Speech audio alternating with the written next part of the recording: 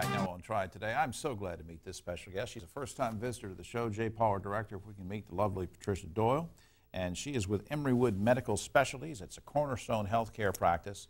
And Patricia is here to help us with some information about proper diet and exercise. And I don't know what better topic we could do. And thank you for being here to do it. Oh, you're welcome. Thanks for having me. What are the current exercise guidelines for adults? Well, the guidelines that we have in place now were put in place in 2007, and they differ from the ones, the older ones in '95 in a couple of ways. Number one, we need to exercise more.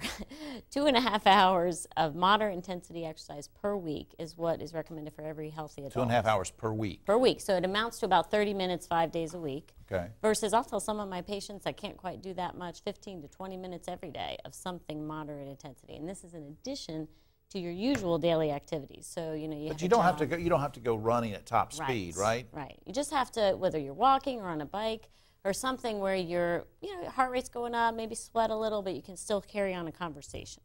Now, when it comes to chronic illnesses, what kind of risk reduction can we get with this regular exercise? Somebody's listening to this show and they said, Patricia said that if I do 15 minutes a day or whatever, okay, let's say you do that, what kind of risk reduction can we get?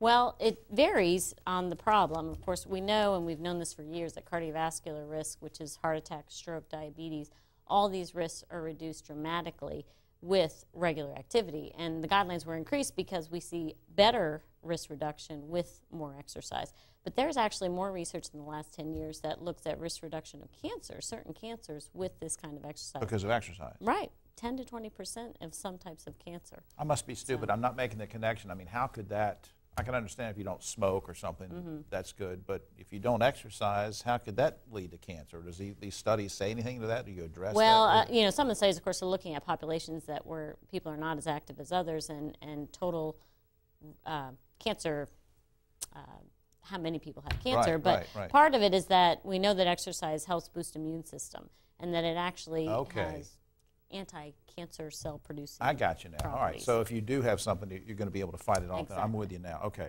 I'm a little dense sometimes. You have to go slow with me. Now, what kind of diet is associated with lower risk of cancer? Let's talk about eating. Well, as a general take-home rule, the less meat, the better. I'll say that first. Now, a vegetarian diet is not for everybody, but truly spoken, vegetables and fruits have, again, the properties in these foods have anti-cancer properties. In other words, some of the things that they are made up of will literally slow tumor growth and work to inhibit And that's been proven. production. We know that. Oh, yeah.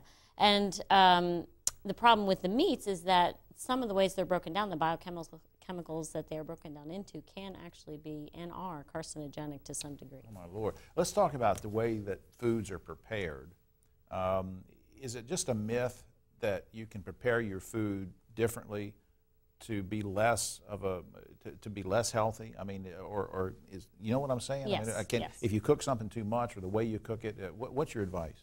Well, the higher temperatures that you cook, if you're cooking at higher temperatures, that's going to break down some of the good properties that I just mentioned about the fruits. Well, not as much fruits, but vegetables that they have. So you don't want to really cook you don't want to fry anything, because that just breaks down all the good properties. Right. But as far as meats go, of course, we need to cook our meats. But if you cook these, especially red meat, at higher temperatures, frying, grilling even, unfortunately we love to grill, everybody does, but